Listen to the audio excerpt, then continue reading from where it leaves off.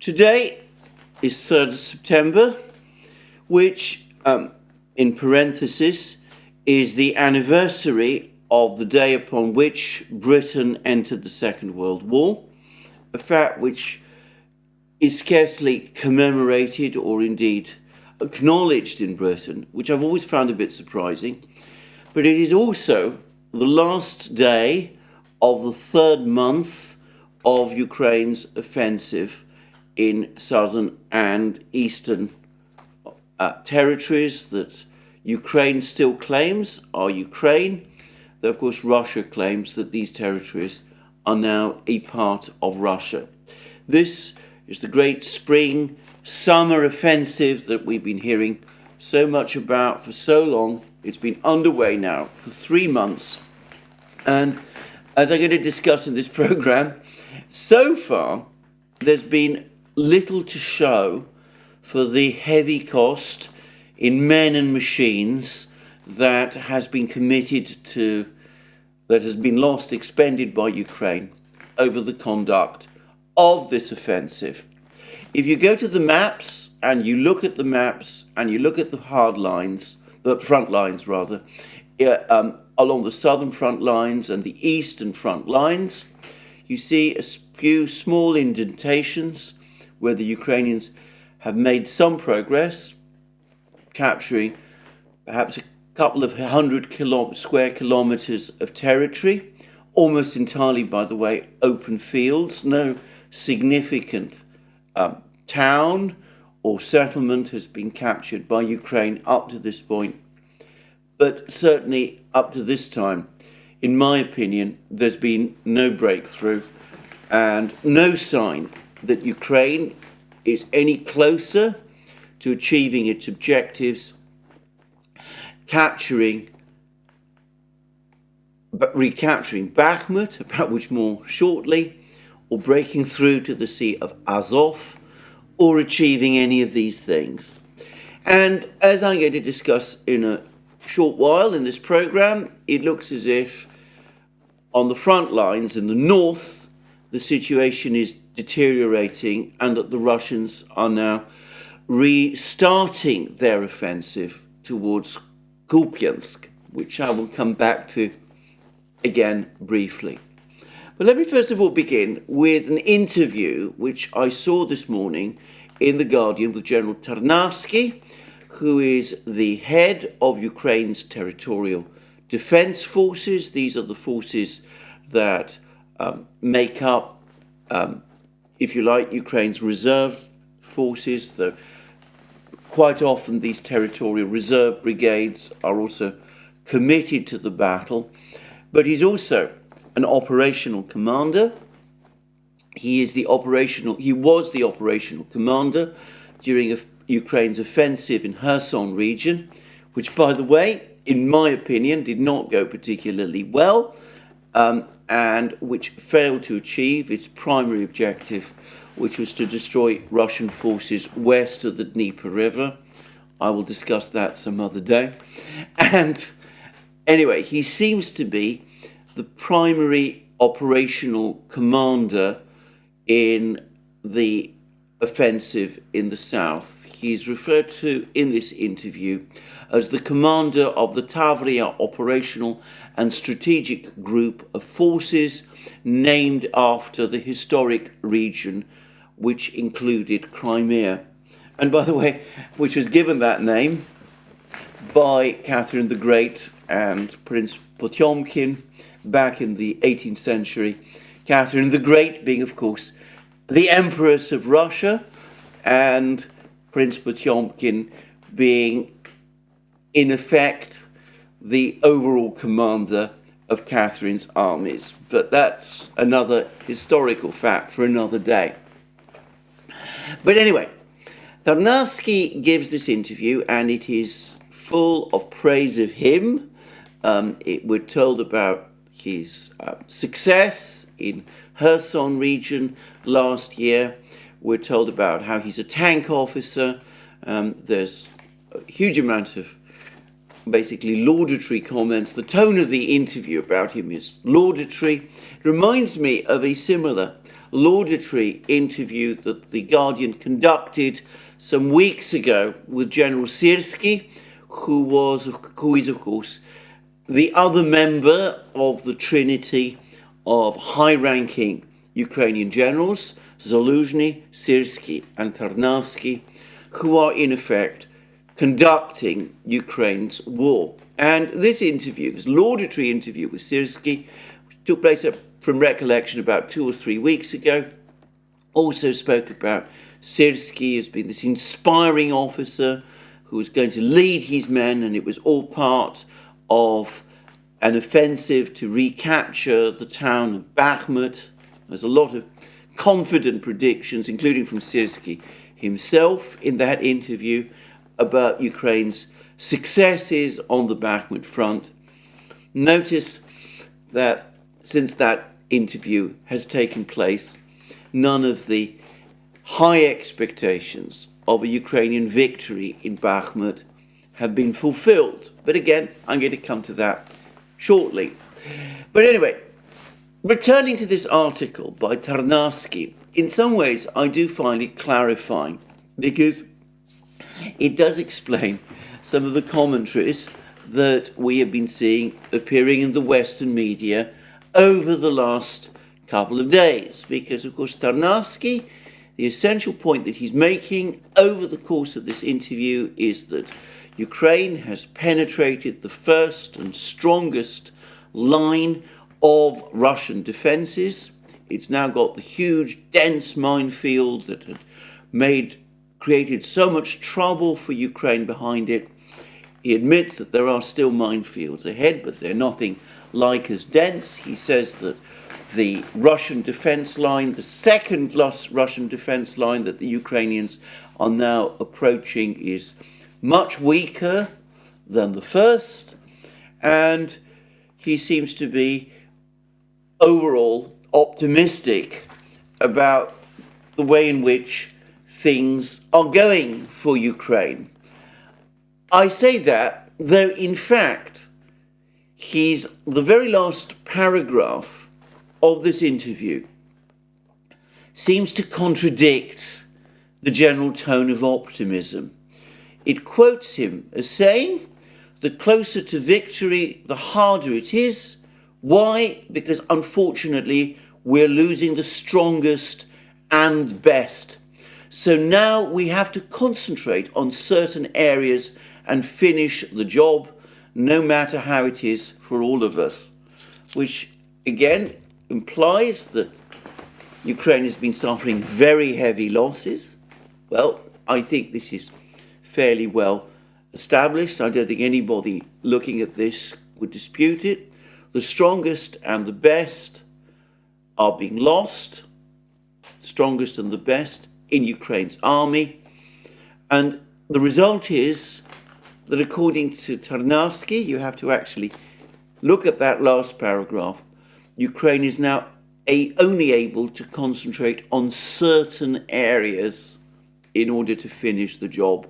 In other words, it can't any longer, it lacks the strength to conduct a general offensive, such as it's been trying to do in many places, let's say on the east bank of the Dnieper River, in Kherson region, in places like Piatichatki, perhaps in Bakhmut as well.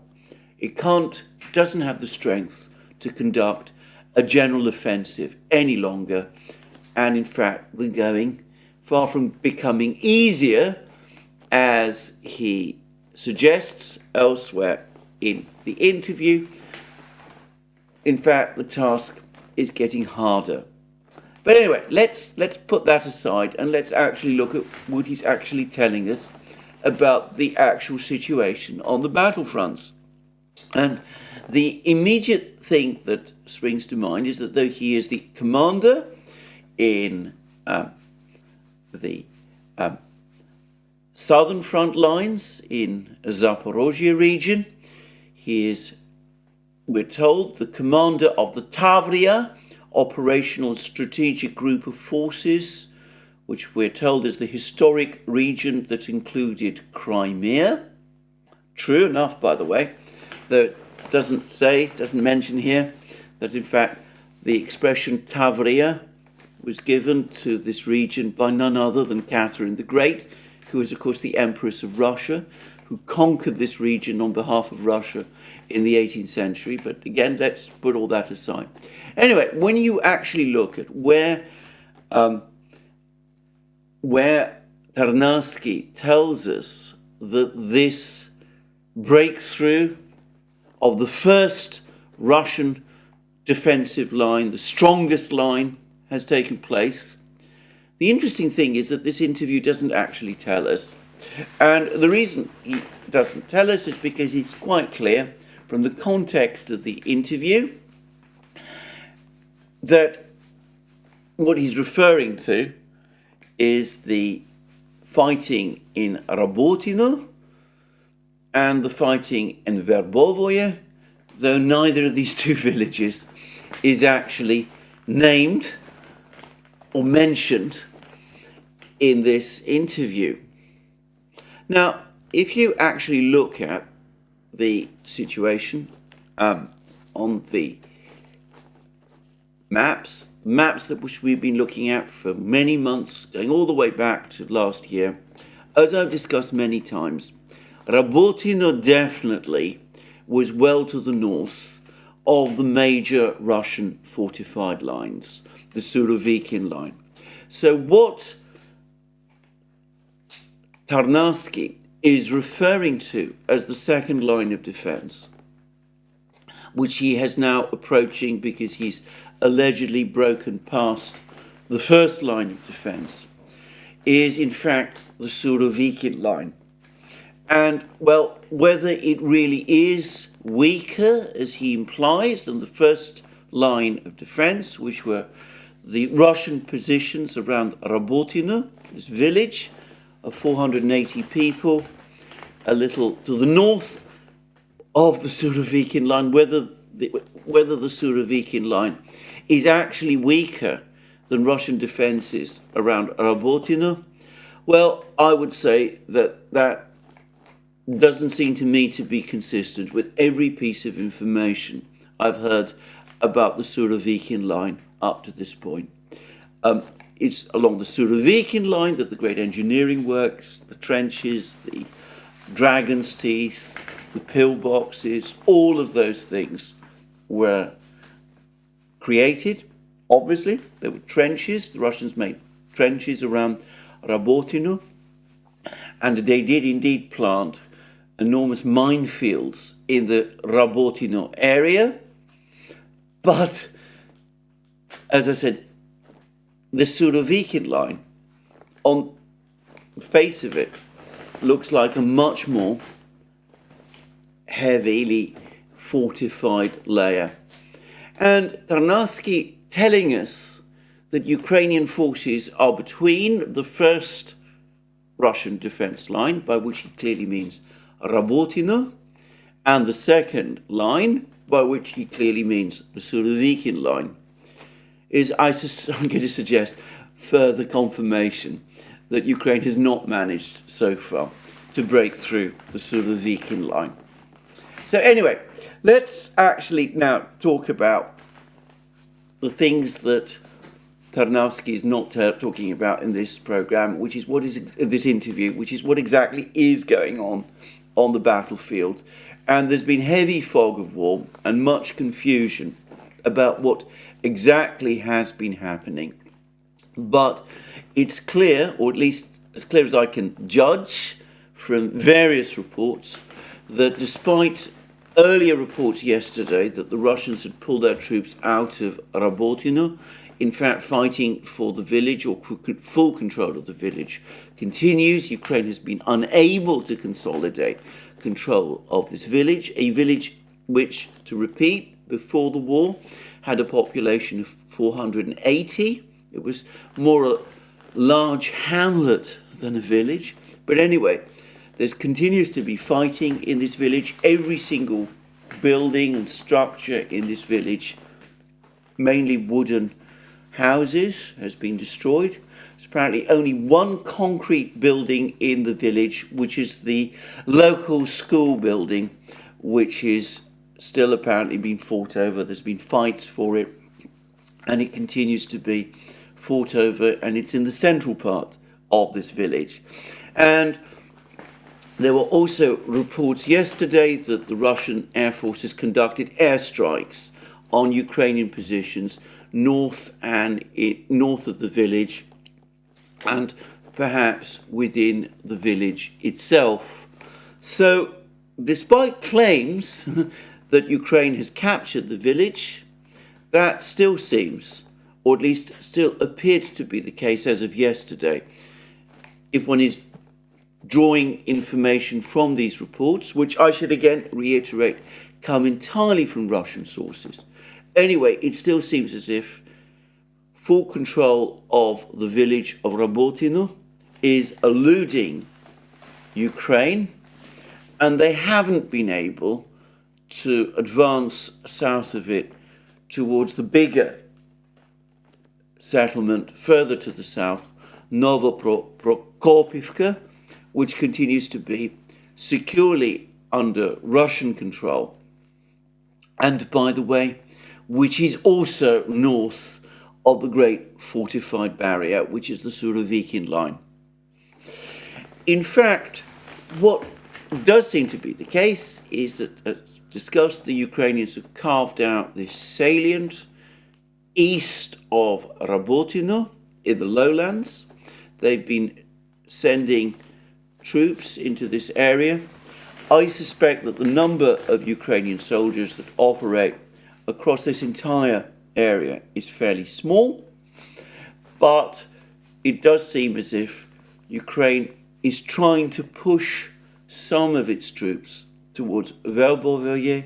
It's trying to capture this village to the east of Rabotino, which seems, by the way, to be on the same latitude as Rabotino. So it's some distance to the north of, this big fortified barrier to the south. So there's a spur of the Surovikin line, which seems to go up northwards towards Verbove itself. But anyway, there seems to be a Ukrainian push towards Verbove, and there have been further reports from other Russian sources which appear to confirm an earlier claim made by the Russian-appointed acting governor of Zaporozhye region, Yevgeny Belitsky, that what Ukraine is doing, what Ukrainian forces are doing, is that they're trying to push forward, send their troops through a ravine towards Verbovoye. They can't apparently capture the heights on either side of this ravine.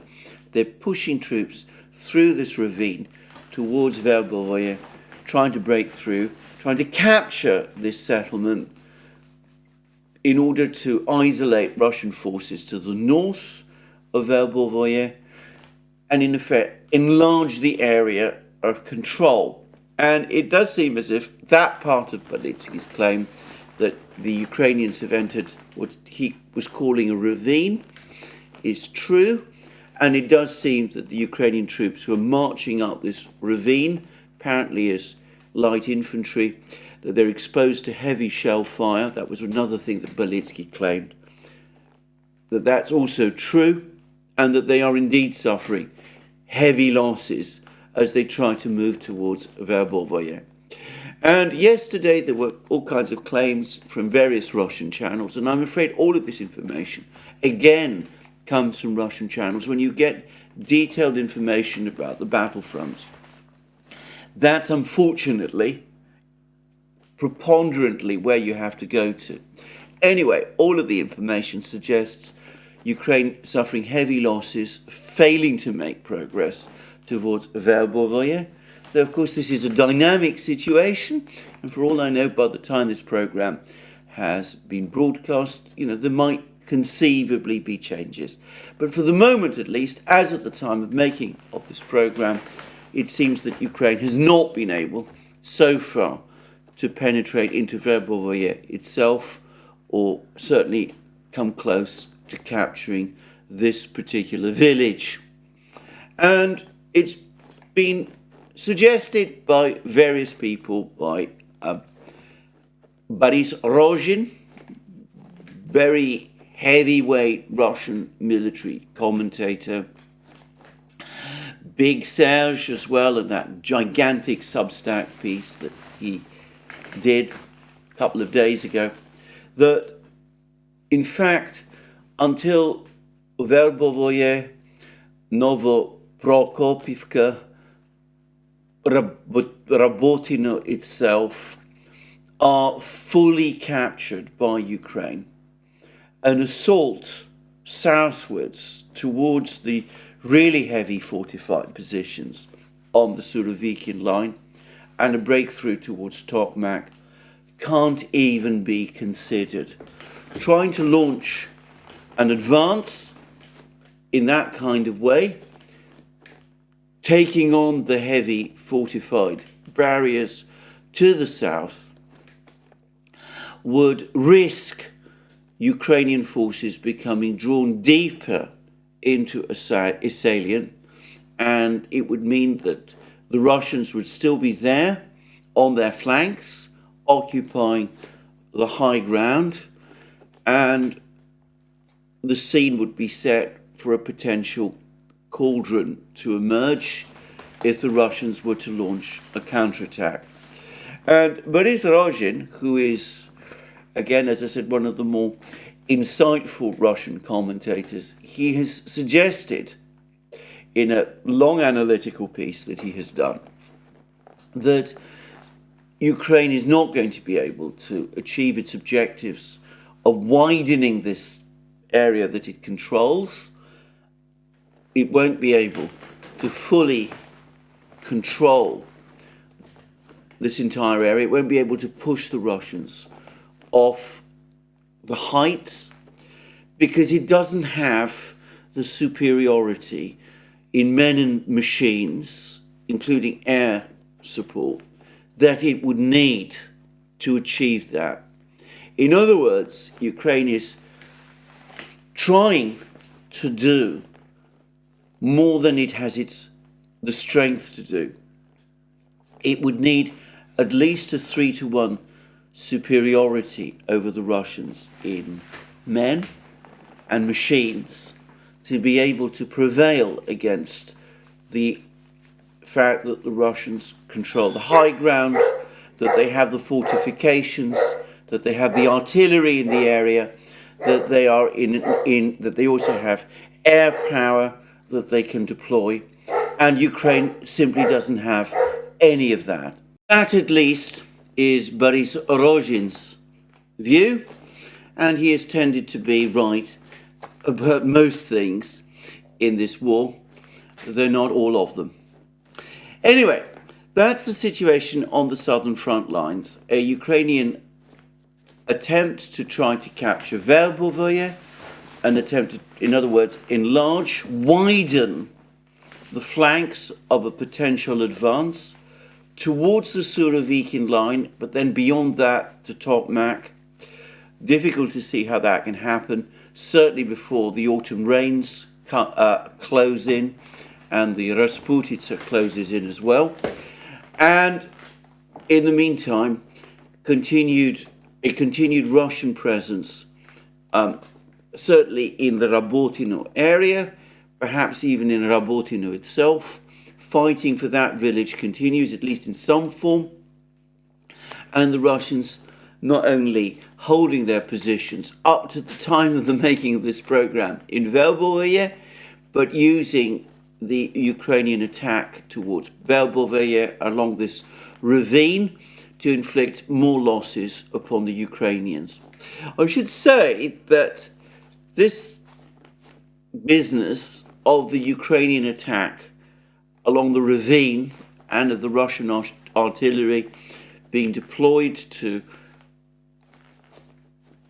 destroy Ukrainian troops in this ravine, once more brings back to mind that article that was written by that US Marine officer, Marinus, which appeared in the US Marine Corps Journal last year, about how the Russians like to tempt Ukraine into fire sacks, where they're able to then use their superiority, their overwhelming superiority in artillery power to the most deadly advantage.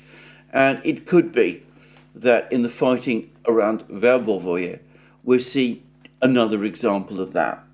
But anyway, that's what I wanted to say about the fighting on the front lines, except I would just quickly add one point made yesterday in one of his regular updates by the Russian commentator, or perhaps I should say pro-Russian commentator, because he actually comes from Sumy, a town in Ukraine. Anyway, he would consider himself Russian. Yuri Podolyaka, he is one of the more active and busy reporters about the war on the Russian side. He's actually visited the troops on the front lines recently. He's actually been touring the front lines. Anyway, Yuri Podolyaka made a very similar point to one I made some videos ago, that the reason why Ukraine was able to make progress in Rabotino, why it was able to push the Russians back in this particular village after months of fruitless trying, was because the Ukrainians were able to take advantage of a rotation. The Russian regular infantry regiment that had been successfully defending Rabotino for the better part of 10 weeks has been pulled back for rest and reconstruction, and the paratroop forces from the 76th Guards Division that took their place weren't so familiar with the ground and weren't perhaps fully prepared to take over. And in the period between the withdrawal of one unit and its replacement by the other, in the sort of confusion that took place, this is when Ukraine was able to achieve the advance towards Rabotino that it did. Now, Podolyaka is actually very critical about this. He talks about a botched rotation. He may be right, but, I'm not going to get into that discussion. I don't have the information. He may be right about what he says. The key point he makes is that elsewhere, everywhere else on the front lines, things are stable, except in the north, and we'll come to the north in a moment, but I would say that there's been, again, more fighting in the Bakhmut area. The Russians have been incrementally and steadily pushing the Ukrainians back around Bakhmut. There were more Ukrainian counterattacks in Bakhmut. According to the Russian Defense Ministry, all of those counterattacks were repelled. And I was very interested to see that Hanna Maliar, who has until very recently been talking about Ukrainian successes in Bakhmut, she's of course Ukraine's Deputy Defense Minister, in a piece, in her latest comments, she seems to be taking a much more pessimistic view about what is going on around Bakhmut. She says that things are going backwards and forwards. There's been Ukrainian advances and then Ukrainian retreats, and sometimes some ground is won and sometimes some ground is lost by each side, which, by the way, is true. It's the first time, to my knowledge, for several months that she's actually said that, and it contradicts some of the more optimistic things that she'd been saying before about the progress or alleged progress in Bakhmut. And of course, it's also inconsistent with that interview with General Syrski in The Guardian a couple of weeks ago, which also seemed to be pointing towards some kind of successful Ukrainian advance in Bakhmut. But anyway, that's all I would discuss about that. Now, there's also, however, been a trickle of news from the northern front lines. Now, I discussed in recent programs how the Russian advance towards Kupiansk. I'm now told that the stress in this the name of this town should be on the first syllable, so it's Kupiansk, at least, and that's apparently both Russian and Ukrainian. Anyway, I said that the Russian advance towards Kupiansk seemed to have been stopped, seem to have stopped, and other commentators, Ryba, for example, Russian reporter, often criticized by some people as not always particularly reliable or not always having much understanding of what's actually going on. But he was talking about the fighting around Kupiansk having become positional. In other words, that the Russian offensive towards Kupiansk seemed to have essentially ended.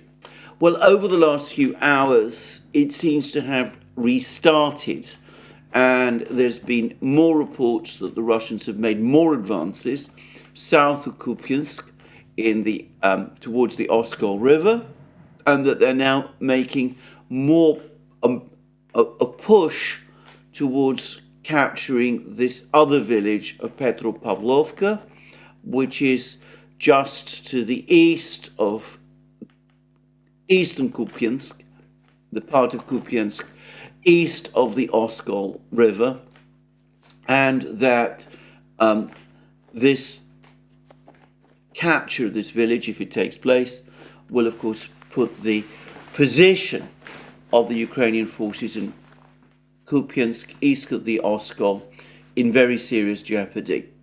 And there's been a very intriguing report about all of this from no less a person than Kirilo Budanov, the head of Ukraine's military intelligence.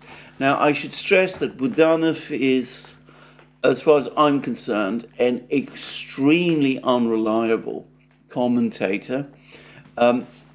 Despite the fact that he is head of military intelligence, my impression of him is that he is not especially interested in intelligence collection and analysis, that he's much more interested in the kind of, shall we say, covert operations that Ukraine has been trying to conduct over the course of this war in Russia and in other places, the sort of James Bondian type operations that I've been speaking about.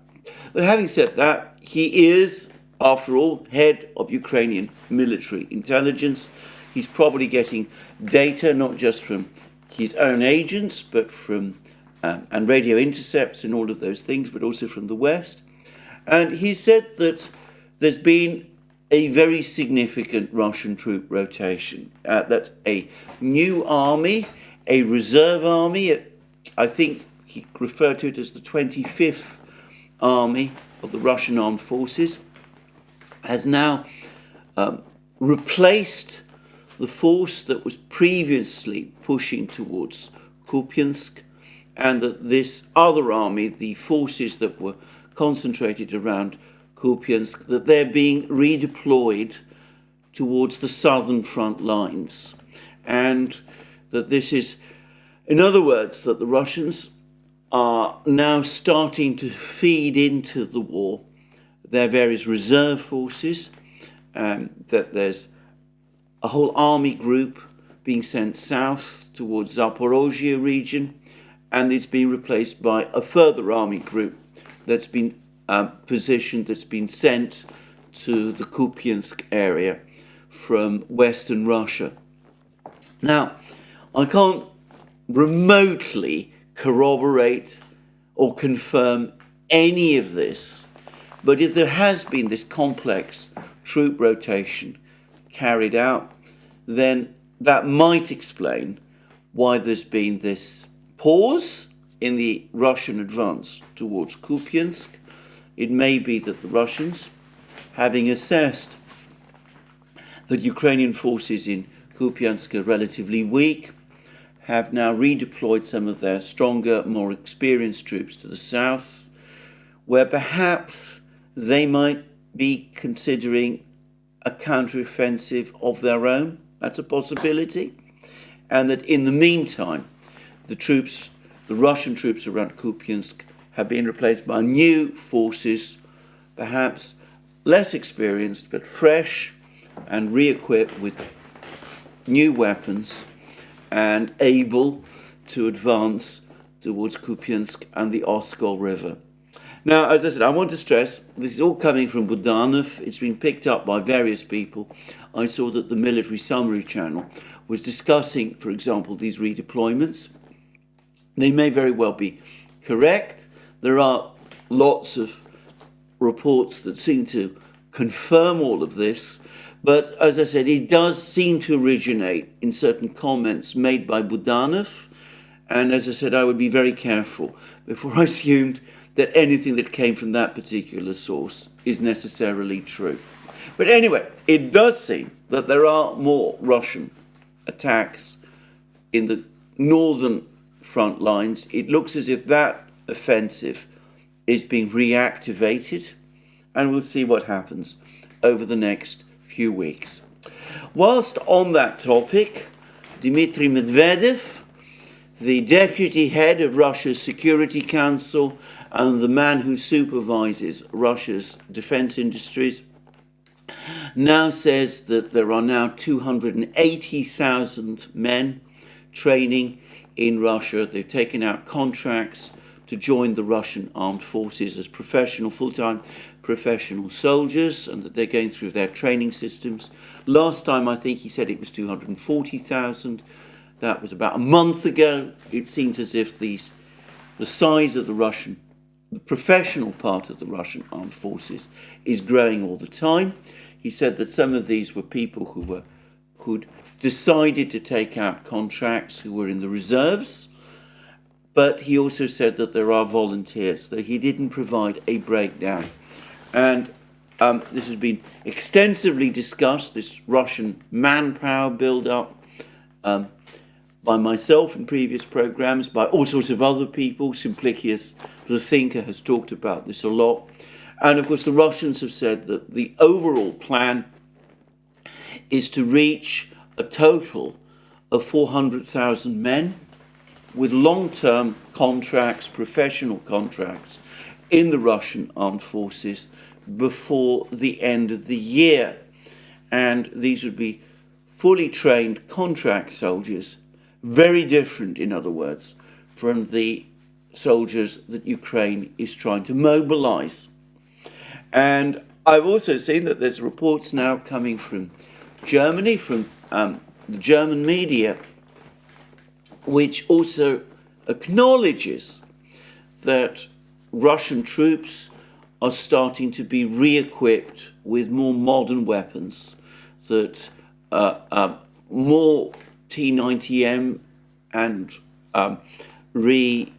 modernized T-72 tanks are appearing on the battlefronts. And apparently this Bild Zeitung, I believe it was, is complaining that Ukraine is not receiving more modern tanks. In fact, its tank forces are depleting, even as Russian tank forces are growing in number and offensive power. Well, we'll see. Now, I would say there's been a lot more pictures recently of large numbers of Leopard 2 strikers, all those kind of machines, burning on the steppes. It's very difficult for me to say when these pictures were taken or when these particular vehicles were knocked out. But I've seen one particular commentator, or at least one commentary, claim that Ukraine has not been able to retrieve most of these damaged vehicles on the front lines, to send them back to Poland and Germany for refurbishment, so that most of these knocked out vehicles are therefore a loss for Ukraine. That may be true, it may not be true. Again, I can't really say. Now, lastly, in talking about the state of the war, there was another big Russian missile and drone attack across Ukraine last night. The major targets appear to have been the city of Zaporozhye, but once more the ports on the Black Sea. There's been pictures that have been appearing this morning showing scenes of devastation in Ukraine's Black Sea ports. All of this clearly being done by the Russians on the eve of President Erdogan's visit to Russia to meet with President Putin in Sochi for what I suspect is going to be a big, complex discussion between these two leaders about the state of the relations between their two countries and about the way that they want to take things forward. And that might give us a clue as to the direction that Turkey is taking. But I'm going to suggest that the Russian air and missile strikes on Ukraine's ports, which took place last night, was intended as a further signal to Erdogan that the Russians are not interested in returning to the grain deal in its original form. They made it very clear that as far as they're concerned, the ball is in the West's court. They have to reconnect the Russian Agricultural Bank to the SWIFT interbank payment system. They have to take all sorts of other steps to make the western side of the grain deal operative again. Unless that happens, the Russians will not rejoin. And I think the strikes on these port facilities is intended to make that clear. In the meantime, as I've also discussed in other programs, the Russians are also making offers to Turkey, to Erdogan specifically, to cut Turkey in to the Russian grain export trade. They're offering to supply Turkey with 1 million tons of grain, which Turkey can either convert into flour or can re-export, compensating Turkey in effect for its loss of its dealings with Ukraine and the fact that Turkey can't continue to import grain from Ukraine. It'll be interesting to see whether Erdogan takes the bait. He probably will. That is Erdogan's nature. He'll probably still say, though, that he wants the grain deal returned in its original form. But anyway, there's going to be a negotiation, as there always is, with Erdogan, and I suspect that the Russians will have more inducements to Turkey, to offer to Turkey, which Erdogan might be interested in. Now, in the meantime, the Chinese government has also entered into these discussions between Russia and Turkey. I understand that the Chinese ambassador in Ankara, to Turkey in other words, has now conveyed to Turkey, to the Turkish government, a proposal that Turkey apply to join the BRICS. And Turkey, which is to say Erdogan, has been told that if Turkey is prepared to take that step, China will back Turkey's application to join the BRICS, which would mean, presumably, that Turkey would be approved to join the BRICS at the next BRICS summit meeting in a year's time. Now, of course, if Turkey does make this decision to opt for the BRICS, then it would be taking the biggest step it has taken so far to formalize its relations with the Eurasian states, to distance itself from the Western powers. It would be a major step away from Turkey's long-standing application to join the EU, for example, and it would also further dilute Turkey's membership of NATO. I do wonder whether the United States and the Western powers would consider Turkish membership of the BRICS consistent with Turkey's NATO membership. If Turkey does show an interest in joining the BRICS, then I suspect that there will be very, very heavy pressure on Turkey from the West, with warnings to Turkey from the West, from the United States most especially, that at that point Turkey's membership, not just of the future membership of the EU, but current membership of NATO, would be at an effective end. Now, I don't know what Erdogan will do. I don't know what he will think about that. My impression is that though he has a difficult relationship with the United States and with the Biden administration, I think he has always wanted to keep a foot in both camps. He might therefore decide that this is not the moment to pursue BRICS membership. But I can't help but think that Chinese proposal has been made, has been timed with Erdogan's trip to Sochi, and that Erdogan and Putin will talk about it when they do meet in Sochi. Though, as I said, I don't know what Erdogan will decide to do. Anyway, that's going to be a big meeting. It starts tomorrow. It will probably continue for more than one day. Meetings between Putin and Erdogan are always long and intense. We shall see what comes out of this one.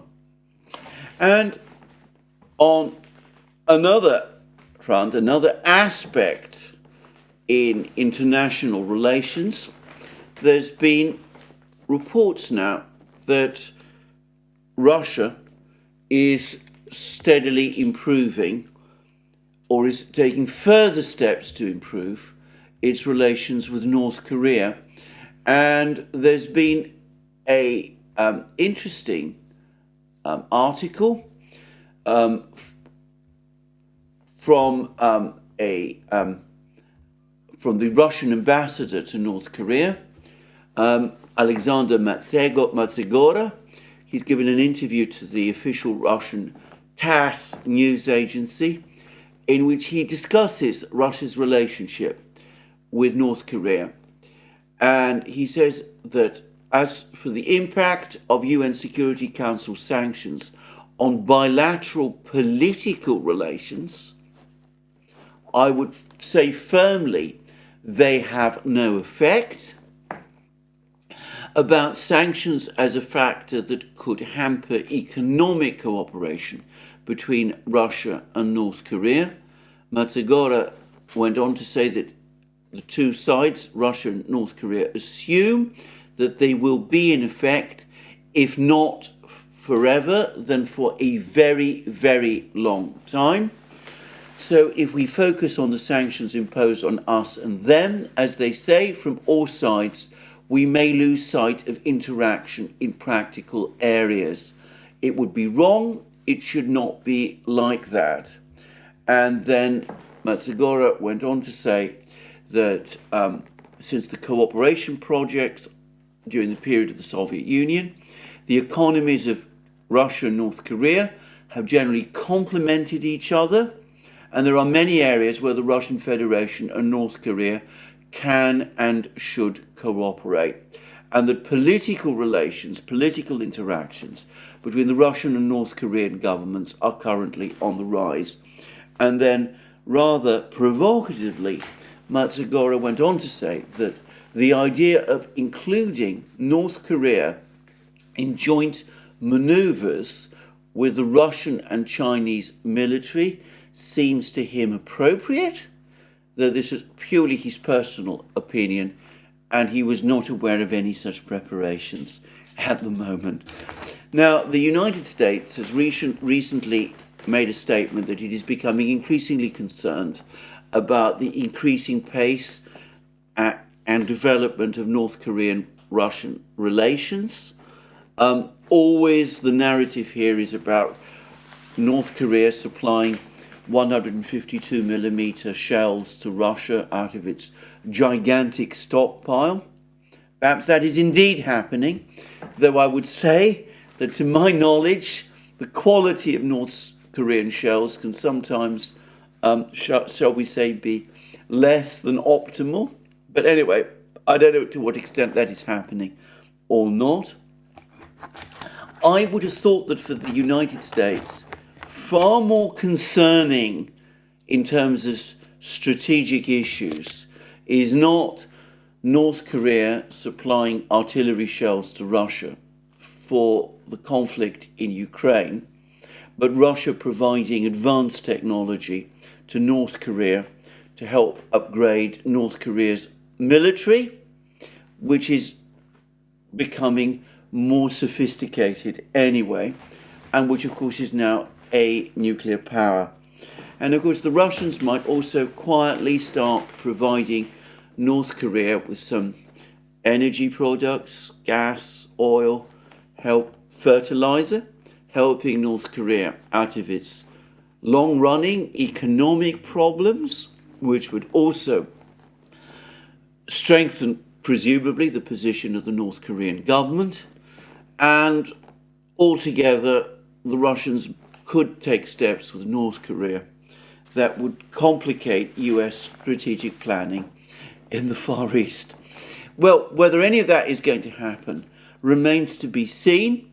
But again, I would say simply this: we see in this heightening of Russian, North Korean contacts the consequences of the US sanctions war against Russia. Very difficult to believe that the Russians would have warmed to North Korea to the extent that they have done if all of these sanctions, which now have been imposed on them, had not been imposed. They would have been wary of being sucked into a US sanctions system themselves. Now, with all the sanctions that have been imposed on the Russians, I don't think they care anymore. And the result is that they're moving forward, developing relations with countries like Iran and North Korea, and they're not worrying about the sanctions so much. They're not going to openly and flagrantly ignore UN Security Council sanctions, which the Russians themselves, no doubt to their regret, voted for, because Russia remains publicly committed to the Security Council and will not want to take any step that might be seen as challenging its authority. But of course, what happens covertly is a different matter, and with Russian financial transactions now taking place outside the SWIFT system, it will probably become more difficult for the United States to track and keep an eye on what is going on. Russia does, by the way, have a small border with North Korea. And of course, the sea contacts can be more extensive. But I'm going to suspect that a lot of this trade between Russia and North Korea will be taking place quietly through China as well, which I am fairly certain is also aware of what is going on. Meanwhile, and lastly, there have been some reports that the German government is another government that is now starting to think hard about the need for negotiations. I get the sense that in Britain, the Sunak government is also starting to think that some kind of negotiations to get the West, to get Britain out of this hole that they found themselves in with the Russians and over Ukraine is now essential. James Cleverly, as I said, the British Foreign Minister, has just been to China, where he's had meetings with the Chinese government. He's come under intense criticism from hardliners in Britain, including Simon Tisdall in The Guardian, for doing that. That, as far as I can see, they don't really offer much in the way of a proposal as to what else Britain should do in its relations with China. It seems that it was Cleverly who was the person who was behind the instruction to British officials to stop referring not just to Russia as a hostile power, but also, it seems, to China and Iran as well. And it does seem as if in picking Grand Chaps, the British Prime Minister, Rishi Sunak, made a deliberate choice to appoint somebody outside the military security establishment as British Defence Minister, someone less interested perhaps and motivated to pursue the war in Ukraine than Grant Shapps, his predecessor, Ben Wallace, was. And this is perhaps why Grant Shapps, a civilian, was appointed to that role. No one should assume that there is going to be any dramatic shift in British policy. But it does increasingly look as if, despite the attempts by the hardliners and by the administration in Washington and the president himself, President Biden himself, to shut down all discussion of negotiations, some kind of talk about negotiations is now underway. It is increasingly clear to me that European governments and many people in the United States no longer expect a military victory by the West and by Ukraine in this conflict, that they understand that the geopolitical damage that is being done is growing all the time. They're worried about a further debacle in Ukraine that could undermine the United States and the West's geopolitical position.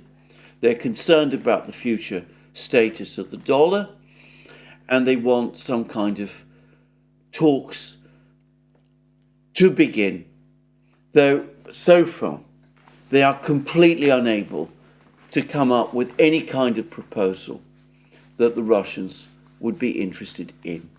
For the moment, the war continues. The Russians do seem to be gradually making more moves. As I said, it looks as if the Kupiansk offensive is about to be restarted in earnest, and we will see what happens. Well, that's me for today. To remind you quickly again, you can find all our programs on our various platforms, especially Locals and Rumble. You can support our work via Patreon and Subscribestar, links under this video. Don't forget also to check out our shop. You'll find the amazing things that we have there, our magic mugs, our hats, our hoodies, our t-shirts, our sweatshirts, and all those things. And last but not least, if you've liked this video, please remember to tick the like button and to check your subscription to this channel. That's me for today. More from me soon. Have a very good day.